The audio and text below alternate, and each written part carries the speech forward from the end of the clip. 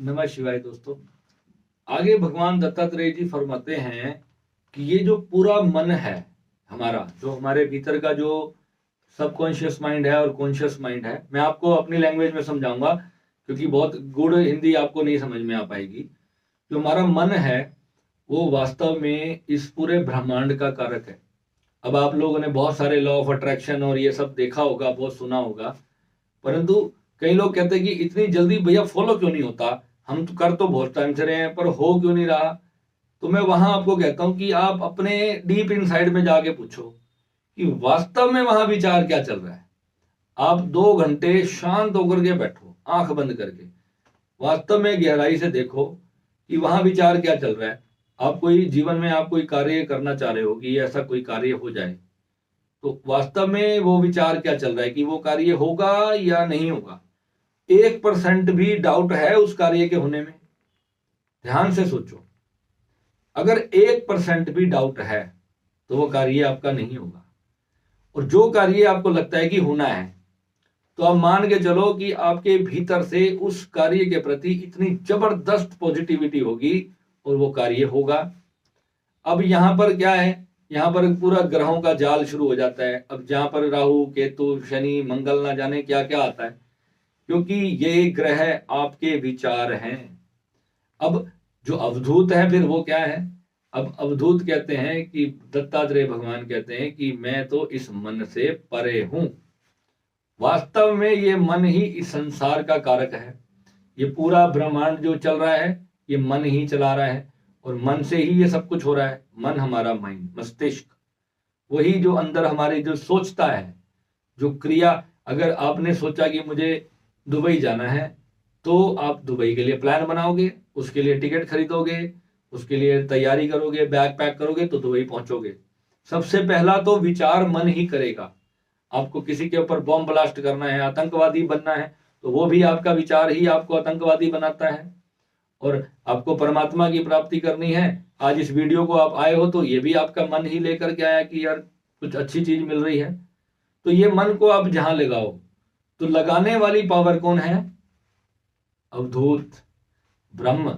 वही आपके भीतर जिसकी इच्छा बार बार प्रकट हो रही है, जिसकी इच्छा बार बार हो रही है कि मैं अच्छे मार्ग पे जाऊं।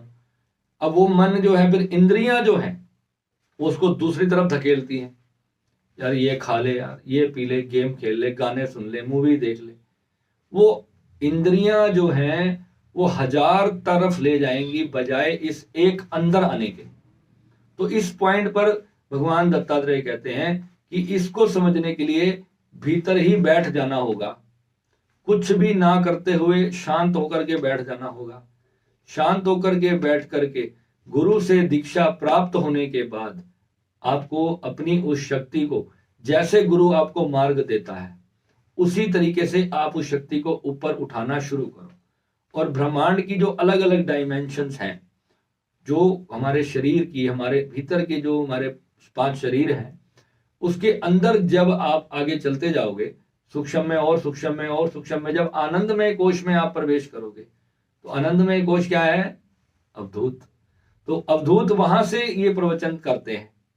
तो जब यहां पर अब मैं अगर आपको कोई बात बता रहा हूं तो मैं बिल्कुल आपके लेवल पर नीचे आकर के बात बता रहा हूं। वहां बैठकर प्रवचन नहीं होगा। वहां बैठ करके तो अवधूत गीता लिखी जाएगी। अब वो तो उन लोगों की जो उस जमाने में जो भाषा शैली थी, जो उनकी बोलने की कला थी, वो तो एक शब्द बोलते थे तो लाखों लोग वहीं गिर जाते थे। उनकी तो इतनी जबरदस्त, भगवान बुद्ध जब मुख से कुछ शब्द बोलते थे तो वहीं हजारों लोग भिक्षु हो जाते थे। इतनी जबरदस्त उनके अंदर कला थी। परंतु कला के साथ और भी क्या था, उनके ऑरा में जब कोई आता था, उनके सामने जब कोई बैठता था तो कुछ वाइब्रेशंस उनको मिलती थी। भगवान बुद्ध तुरंत उसको शक्तिपात देना शुरू करते थे। जब अंगुलीमाल आया भगवान बुद्ध के सामने, तो वो तो हर किसी को देखते ही उसके हाथ पैर काट देता था। तो ऐसा क्या हुआ कि भगवान बुद्ध के सामने उसकी आवाज नहीं निकली?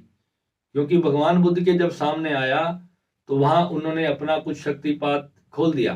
क्योंकि उंगली माल रिसेप्टिव था, वो चाह रहा था कि कुछ मुझे शांति मिले, वो कहीं झुकना चाहता ही था।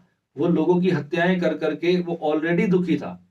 तो जब वो भगवान बुद्ध के सामने जब समर्पण में आया तो भगवान ने देखा, उन्होंने तो भीतर से जान ही लिया था।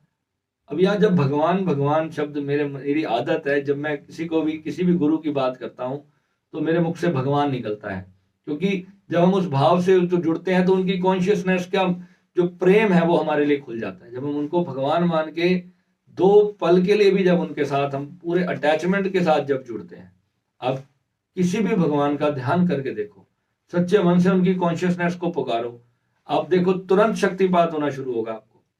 तो वही तो है वो प्रेम की ऊर्जा। क्या है? भगवान प्रेम है, आपको उसको प्रेम के साथ कनेक्शन बनाना है अपना।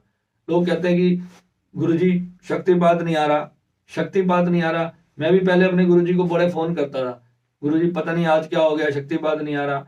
क्योंकि मन में संदेह आ गया, शक्तिपात वहीं रुक जाता है। जहां पर संदेह नाम की चिड़िया बीच में आई तो समझो हमने फाटक लगाया। फिर गुरुजी कहते थे जा अपने भीतर देख, कहाँ गलती कर रहा है, कहाँ पे गलत काम करके आया जो तू मुझसे छुपा रहा है। तो फिर कहीं ना कहीं तो हम गड़बड़ करते थे, तो हमें पता चलता था कि हाँ ये आज हमने गड़बड़ किया है तो काम गड़बड़ हो गया। गुरु की तरफ से कोई गलती नहीं होती, वो तो दे ही रहा है, वो कहीं नहीं रुकता।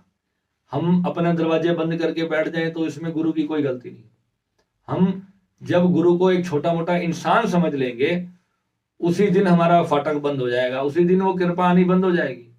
क्योंकि हमारा भाव ही उस रिसेप्टिवनेस मोड में हमें लेकर आता है। जो रिसेप्टिव मोड है, जहां हम अपना बर्तन कहते हैं ना, बर्तन अपना खोल के बैठो, तो बर्तन कब खुलेगा? जब आपके भीतर समर्पण होगा। अब समर्पण जहां तक आपका आएगा, मैं कहता हूं आप पत्थर की मूर्ति के आगे जाकर पूरे समर्पण के साथ बैठो। आपका समर्पण कितना है? कितने लोग हैं जो ठाकुर जी को, मूर्ति को जो सिर्फ ठाकुर जी की मूर्ति ही समझते हैं। देखो बहुत सारे मुस्लिमों के वीडियो आते हैं, ठाकुर जी की मूर्ति पर पांव रख के खड़े हैं, शिवलिंग पर पांव रख के खड़े हैं। अब उनको ये नहीं मालूम कि कोई भक्त वहां से भावना रख के बैठा है कि जा तू भस्म होगा, तूने मेरे भगवान के ऊपर पांव रखा है।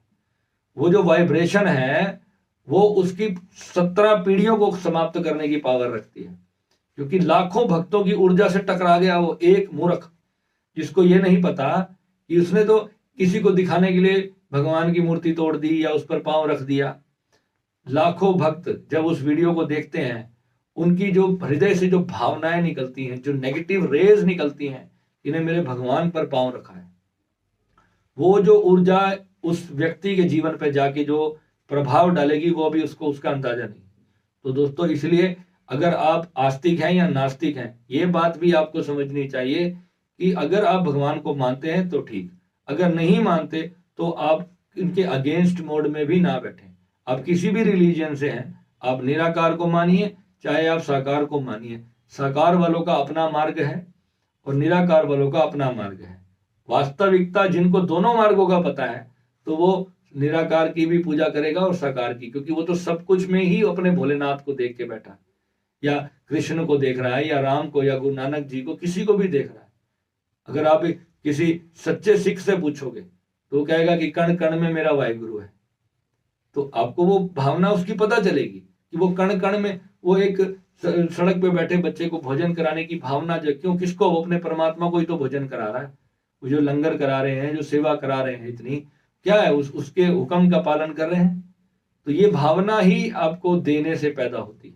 और जब आप ग्रेटिट्यूड में आते हो, देने के भाव में आते हो, तो सबसे पहले ये जो अनाहत चक्र की ब्लॉकेज है ना, ये खुलना शुरू होती है। मैं तो आपको अंदर की साइंस बता रहा हूँ। और जहां पे आप बंद अपने आप को करने लग जाओगे, जहां पे दुनिया के लिए आप छीनने का बोध आपके अंदर बैठ जाएगा, तो फिर आप अपने आप को बंद कर लोगे। और जितना गिविंग मोड में आओगे, पर ऊपर से जो देने का जो मार्ग है वो भी एकदम बारिश हो जाती है। ठीक है, तो दोस्तों इस चीज को आपको समझना है। नमः शिवाय।